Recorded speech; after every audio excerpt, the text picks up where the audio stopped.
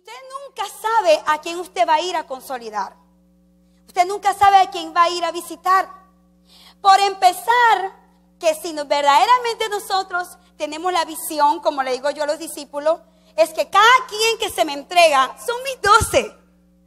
Eso fue una convicción que yo tuve desde que mi pastor, mi esposo, me lanzó y me colocó a abrir grupo de amistad de mujeres. Yo decía, cada mujer que me llega, esa es mi discípula.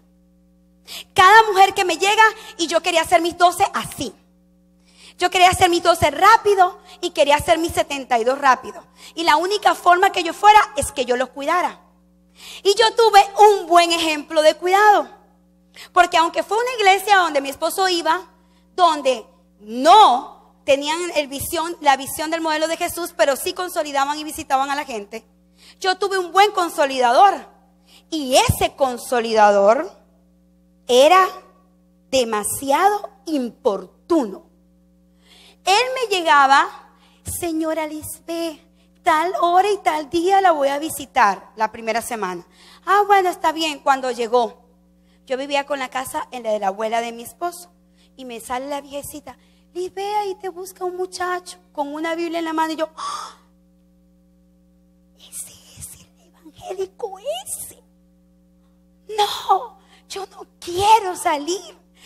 Dígale que no estoy. Y él escuchaba al muchacho que le decía, yo la espero. ¡Oh! ¿A qué hora regresa? Nada. Yo decía, Dios mío, tengo que salir. Y le salía.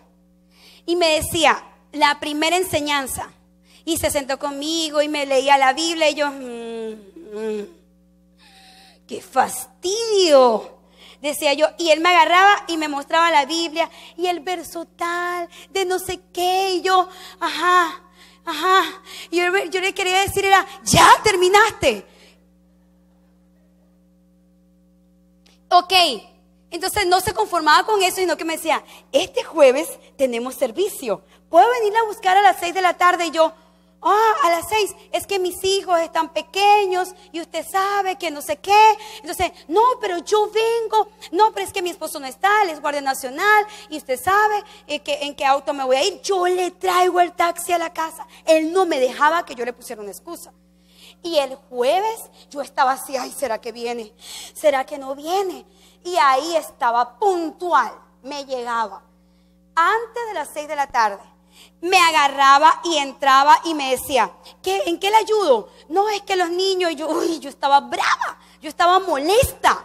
Y yo le decía, pero es que mire, usted me está obligando. Y me sacaba que tenía que obligarme porque el reino no sé qué, y un poco de cosas me decía. Que había que obligarlos a entrar, que no sé qué más. Y yo no me conformo solamente con el loco de mi esposo, sino que ahora también me manda alguien a mi casa, decía yo. Entonces, porque mi esposo era así bien apasionado toda la vida desde que se entregó al Señor. Y cuando este muchacho me iba a buscar, yo le ponía las mil excusas. ¿Sabes qué? No tengo pañal, y eso es mentira. Yo tenía pañales de Ruma porque mi esposo era militar. Entonces, y no había escasez en ese tiempo en el país. Entonces, él me dice, no, yo aquí, ese muchacho traía un bolso y en ese bolso sacaba lo inimaginable. Era impresionante lo que yo le dijera que no tenía, él, aquí le ayudo, pum, y me lo colocaba. Y allá en Venezuela, nosotros hacemos algo que es parecido a lo de ustedes, que ustedes comen tortillas, nosotros comemos arepas. Y entonces yo le decía, no, le tengo que hacer la cena a mis hijos. Pero brava, ¿verdad? Y entonces él me decía, no, yo le ayudo, dígame en qué le ayudo. A la cocina se me metía. Y yo le decía, mi amor, este tipo es un abusador. Me falta que se me meta al cuarto. Y entonces yo le decía, Dios mío, es terrible. Y se me metía y oraba por mí. Cada semana. 9 meses. Imagínense lo dura que era. 9 meses ese muchacho ahí. Me pagaba todo porque yo le decía que nunca tenía dinero. Porque yo no quería ni que me hablaran de diezmo y ofrenda. Yo no estaba de acuerdo con eso. Entonces, él me hacía de todo para que yo fuera. Y Jesús le dijo a Ananías: ve, porque este hombre me es útil. Lo que Carlito no sabía, que la mujer que le tuvo paciencia por 9 meses iba a ser la pastora de la iglesia más grande de su ciudad. Y nunca me dejó. Y hoy se lo agradezco. Hoy lo bendigo. Hoy lo bendigo porque nunca dejó de tenerme paciencia. Sembró en mí la palabra. Cuánto rechazo, cuánta mala cara le hice. Cuántas veces le cerré la puerta de mi casa. Cuántas veces le tiré el teléfono, a veces cansada. Y le decía: ya, de verdad que tú eres un fastidioso. Deja de fastidiarme. Y él me decía: nunca, señora Lisbeth, usted es mi discípula.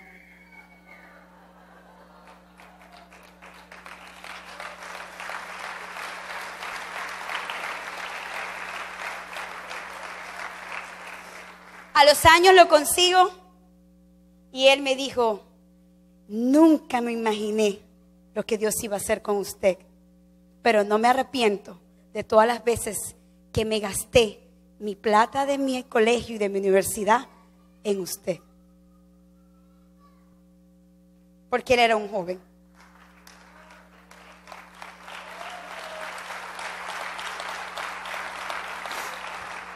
Pero lo que ese muchacho tampoco sabía era que Dios estaba preparando mi corazón para lo que iba a hacer en años después. Porque yo necesitaba a alguien que diera su vida por mí, no en un día, sino para el resto de su vida. Este muchacho no dio la vida por mí el día que me ganó. Dio la vida por mí el día que me visitó a mi casa. El día que me importunó. El día que llegó cada día. El día que me soportó. Ese día dio todo por un alma que era la mía. No dio su vida por un alma un día en un grupo de amistad. Ese muchacho sabía que la unción que estaba depositada en él no era para un día, era una unción que trascendía generaciones. Y me levantó a mí en sus lomos. Se puede decir que yo soy hija de él. ¿Cómo no dejar de hablar de él? Jamás. Y como tuve tan buen consolidador, imagínense cómo era yo de consolidadora. Con el mismo maletín, con pañal, harina, pan, de todo metí en ese bolso. Yo me le llevaba jamón, queso, porque es que yo lo tuve a él de ejemplo. Yo llevaba dinero. Yo me iba temprano 2 horas antes, porque ese muchacho se iba a mi casa 2 horas antes para sacarme de mi casa los domingos para ir a una escuela dominical. Se iba el jueves 2 horas antes para sacarme de mi casa y llevarme a un servicio que había durante la semana. Y me iba a hacer puntualmente mi consolidación todos los miércoles a las 3 de la tarde. Y no me llevó a encuentros. Pero su vida me liberó.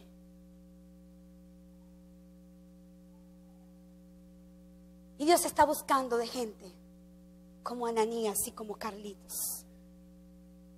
Gente que quiera ganarse un alma, pero que quiera dar todo por ella. Porque lo que yo nunca olvido de Carlito era que me decía: usted es mi discípula. Usted es mi discípula. Y cuando tú te ganas a alguien, ese alguien es tu futuro discípulo. Cuídalo desde que te lo ganes.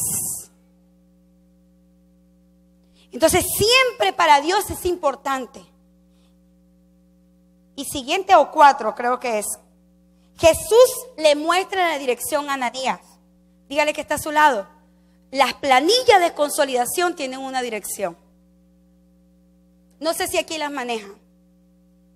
Pero ahí dice dirección del nuevo creyente. Y si nosotros, y si Dios le sabía la dirección donde estaba Pablo, Él conoce la dirección de cada quien que nos ha entregado en nuestras manos. Y Él sabe cada quien que han ido y quien no ha ido. Porque yo le decía a mi gente, Si nosotros como cristianos decimos, cuando hacemos la oración de fe por alguien, que no borre nuestro nombre del libro de la vida, ¿por qué nosotros borramos a la gente de, no sé si llevan información aquí de consolidación? Y yo le decía a mis líderes, yo le decía, cuando tú botas una planilla, estás votando a alguien que Dios te dio. Pastora, fíjese que yo lo llamé y no quiere que yo que vaya a visitarlo. Si Carlito me fuese aceptado eso a mí,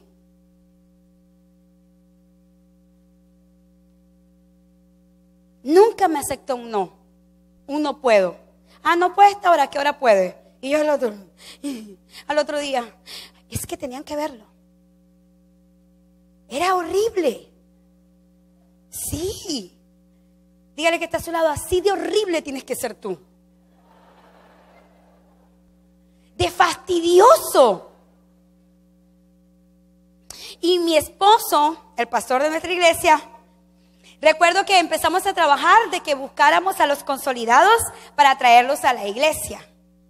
Y mi pareja y yo nos íbamos a buscar a la gente que teníamos en consolidación de nuestros grupos, con nuestras planillas y todos los domingos.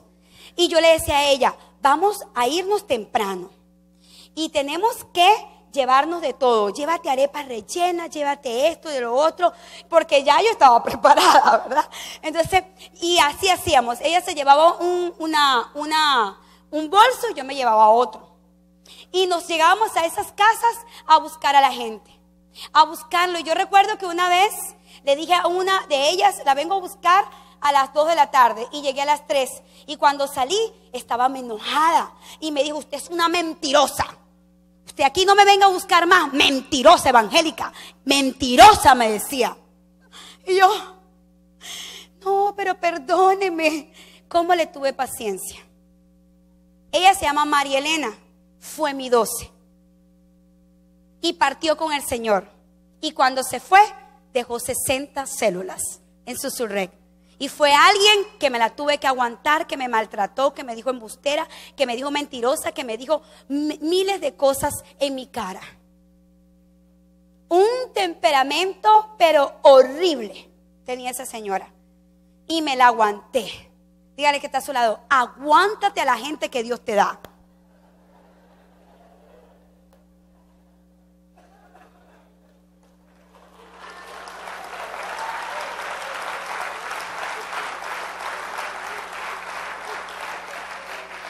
Un registro se tiene que llevar en toda iglesia de toda la gente que ganamos. Y cuando en iglesia nosotros comenzamos a trabajar así, yo recuerdo que como yo era la encargada de esta área, me decían, no la fui a visitar, no me quiso abrir la puerta, pero vi abrirle la puerta. Si no, ves que yo, ¿cómo? No podían presentarme excusas. Porque yo le decía a ellos, no, pero vayan.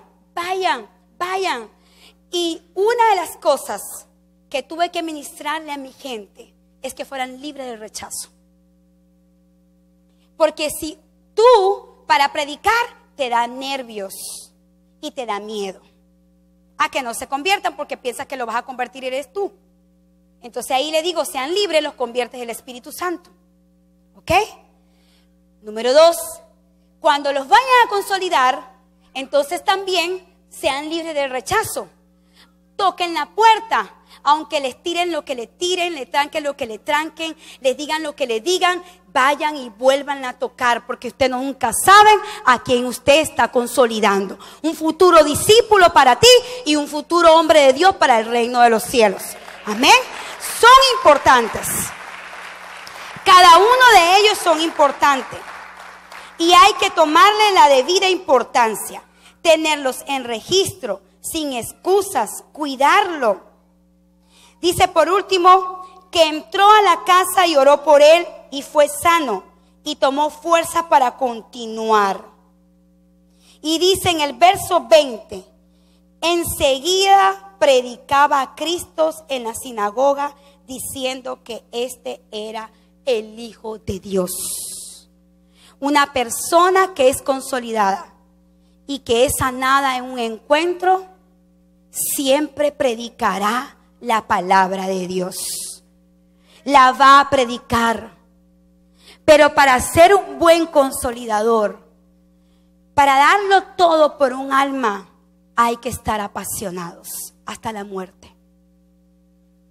Apasionados por Jesús. Apasionados por ir y predicar el evangelio. Pero el trabajo no culmina ese día que tú fuiste a ganar.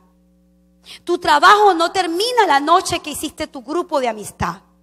Tu trabajo no termina el domingo cuando te viniste a la iglesia. Tu trabajo es semanal, es a diario, donde tienes que buscar a esa persona.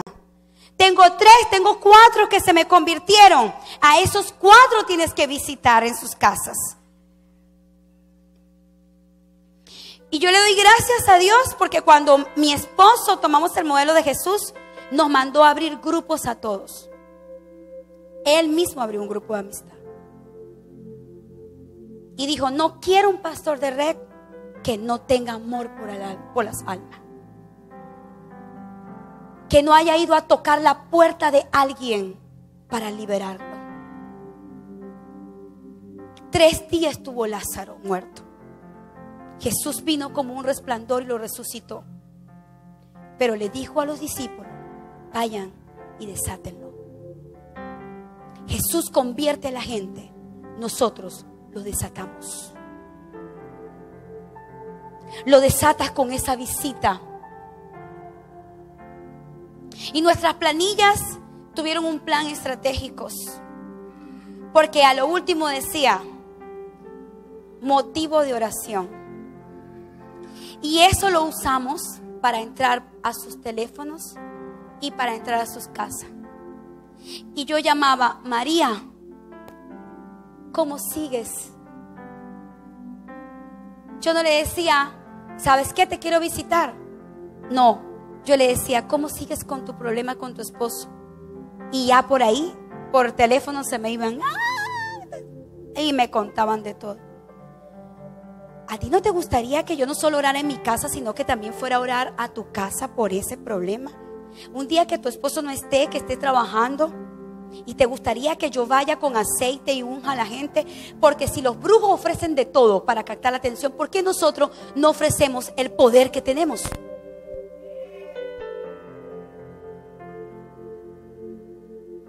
Y le decía así, yo puedo ir, ungir tu casa, enseñarte a orar. Sí, nunca te dicen que no a eso. Pero si tú le dices, ¿sabes qué? Yo te quiero visitar. Ay, ¿para qué? ¿Cómo para qué tú me vas a visitar a mí? Pero si tú le hablas a ellos de su necesidad, que estás interesado en ellos y en ayudarle, todo cambia. Y llegas a esa primera visita con la promesa, preparado con una palabra, y decirle, mira lo que dice Dios. La Biblia está llena de promesas. Y mira lo que dice Dios para tu problema. Y aquí está el verso. Y ahí me sentaba yo y le decía, ¿sabes qué? Oraba por su casa y le decía, ¿sabes qué? Yo aparte de esto también vine a decirte algo. Tú hiciste una oración de fe. Y te voy a explicar lo que significa. Y la Biblia dice que lo primero que nosotros batallamos en ir en una iglesia es con la vergüenza. Y de seguro a ti te debe dar vergüenza que yo te visite. Sí.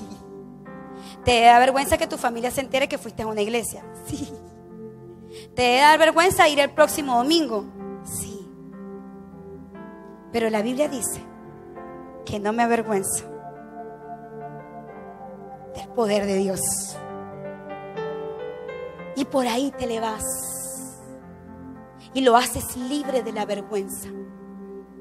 Porque yo les digo, si no te sentiste avergonzada un día que tuviste con tu hogar destruido y el alcohol vino a tu casa y lo destruyó, y nunca tuviste vergüenza del alcohol, ¿por qué te tiene que dar vergüenza ir a una iglesia que puede restaurar lo que el alcohol dañó?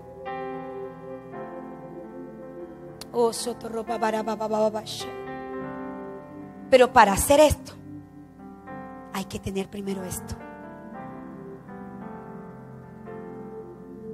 A muchos nos gusta la unción y nos gusta ser usado por Dios en una predicación, pero ir a la puerta de alguien, esos son otros 5 pesos. Es muy lindo que Dios te use en un púlpito y que la unción de Dios se derrame. Y es bueno derramarla en un grupo de amistad y un grupo grande, pero esa unción que está dentro de ti también es para que vayas por alguien y le tomes de la mano y lo ayudes, porque esa unción también es para una casa, hermana. También es para unos asientos de una casa. Es para alguien que lo tienes que convencer de pecado. Es para alguien que lo tienes que empujar y obligarlo a entrar al reino de los cielos. Y dice la Biblia que los que lo arrebatamos somos los violentos. Y tú no puedes arrebatar a Villahermosa estando cómodo. Tienes que salir de tu casa y ser violento para arrebatar las almas al mismísimo infierno. Al mismísimo infierno. Son las almas que hay que ir por ellas. Y cada vez que caminaba por las calles de Acarigua, por mi ciudad, con el coche con mis hijos, bajo lluvia, bajo sol. Hoy sí, tenemos una iglesia grande de más de 7,000 personas. Pero no empezó allí. Empezó en las calles. Esta mujer caminando por las calles, con mis 2 hijos metidos en un coche, con un autobús que alquilaba, y lo paraba en la urbanización San José, y me iba como una loquita, con mi bolso atrás, y ella era pastora, a caminar por todas esas casas. Hermana Luz, nos vamos para la iglesia. A los que ya estábamos consolidados, yo los utilizaba y les decía: váyanse por esta calle, váyanse por la otra. Y nos llevábamos solamente nosotros un autobús de 50 personas a la iglesia, porque mi grupo llegó a congregar 150 personas. Y en un año yo hice mis 72. Consolidando, cuidando al que había de ser mi discípulo. El día que María Elena partió con el Señor, yo le dije: Señor, gracias, porque esa mujer duró solamente 5 años en mis manos, pero en 5 años hizo que la gloria de Dios se manifestara en un sector llamado Araure, donde ni siquiera las iglesias, pastor, crecían en ese lugar. Y su grupo de amistad llegó a ser el más grande que las iglesias que estaban allí. Consolidada, discipulada, amada y aguantada. Tuve que aguantar. Todas mis mujeres que me gané están en el 72, en el 432, en la Red Dorada.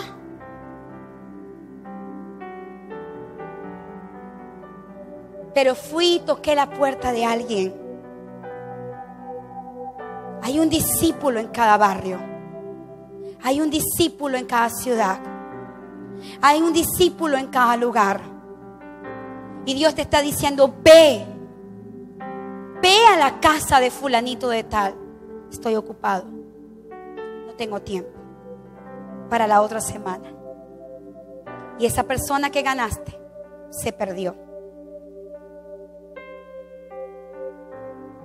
Y yo le decía siempre al Señor: cada alma que me des, cuando yo tenía mi grupo de amistad, por favor, enséñame a retenerlo. No me des unción para predicar, dame unción para retener y a ser discípulo. Y cuando estaba con mis líderes que me querían presentar una excusa, yo les decía, no lo hay, no lo hay. Porque no hay nada que tú puedas decirle a Jesús que se compare con el sufrimiento de la cruz, que se compare con su sacrificio. No hay nada. Yo lo único que entendí es que mi vida le pertenece a Dios, que yo nací para esto, y hasta el día en que Dios quiera que yo esté en esta tierra, quiero predicar, consolidar y hacer discípulos a todos los venezolanos. Eso es lo que quiero. Eso es lo que quiero que mis discípulos hagan. Eso es lo que quiero que mis 72 hagan. Y una noche me tocó ministrar, porque toda la consolidación estaba por debajo, por el piso. Y yo le decía, Señor, no entiendo por qué. ¿Por qué les cuesta trabajo ir a consolidar? Y me metí con el Señor a orar, a orar, a orar. Y le dije, Señor, yo no sé si fue porque yo tuve a Carlitos en mi vida, y eso se me hizo muy fácil para mí hacerlo. Pero yo quiero que tú le digas a ellos, te le reveles. Esa noche que ministramos eso en la iglesia, cayó una unción tan poderosa que las mujeres literalmente daban a luz y rompían fuente, y se le derramaron sus pantalones con fuentes que se le caían, y sus pantalones salieron mojados. Fue tan fuerte que nosotros no crecíamos, a nosotros todos se nos perdíamos. Y desde ese 2005 hasta acá, nuestra iglesia no ha parado de crecer. No ha parado, porque hubo una mujer, un hombre que se paró en la brecha y dijo, Señor, aquí está mi vientre, pon semilla, porque yo los sé cuidar. No solamente los voy a ganar, sino que también los voy a cuidar. La consolidación, señores, es un espíritu.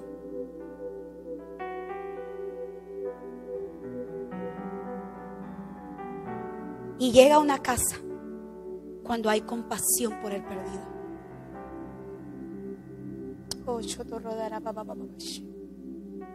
Llega a una casa cuando hay compasión por el perdido.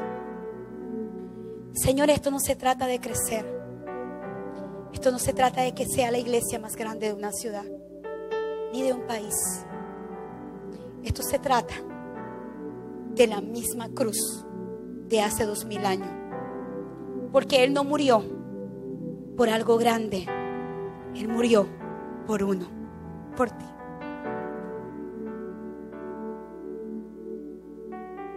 Y cuando estuvo con sus 12, el último día cuando cenó con ellos, que ya estaba a punto de ir a ser sacrificado, Él solo quería asegurarse de que sus discípulos fueran serviciales. Porque para consolidar tienes que ser servicial. Señor, yo te quiero servir. Ve y cuida mis ovejas. Señor, yo te quiero servir. Ve y cuida mi rebaño. Porque cuando Él se regresó por Pedro, y Pedro estaba en la orilla otra vez haciendo un trabajo de pescador, y se regresa a Él, le dice, Pedro, ¿me amas? Le habló de consolidar, de hacer discípulos. No le dijo, ve y gana mis ovejas. Le dijo, apacienta mis ovejas. Apacentar era el trabajo del pastor, de llevar a las ovejas y hacerlas descansar en montes, en prados, y alimentarlas. Y le vuelve a preguntar por tercera vez, ¿me amas? Y él le dice, tú sabes que te amo. Y él pensaba que Jesús lo hacía porque lo había negado. Y le vuelve a preguntar, y Pedro se entristece y le dice, Señor, tú lo conoces todo. Sabes lo que hay en el cielo y sabes lo que hay en la tierra. Sabes que te amo. Dios sabe quién lo ama. Porque el que lo ama está dispuesto a darlo todo sin excusa por el reino de Dios. Apacienta, cuida mi rebaño. De eso se trata. Esto es todo el rollo del modelo de Jesús. Cuidar y apacentar la grey de Dios. El crecimiento es algo como un resultado. Pero iglesia, si hay algo que yo te quisiera dejar hoy, antes de irme mañana a mi país, es esto: la esencia del modelo de Jesús. Todavía seguimos dando la vida por un amigo. Todavía seguimos dando todo por un alma. Y a quien Dios vas a usar es a ti. Ya Él lo hizo. Ya Él ya fue de casa en casa. Ya entró a hogares en hogares. Nos dejó el ejemplo para que ahora fuéramos nosotros los que lo hiciéramos. Quiero invitarte a que te pongas en pie allí donde estás.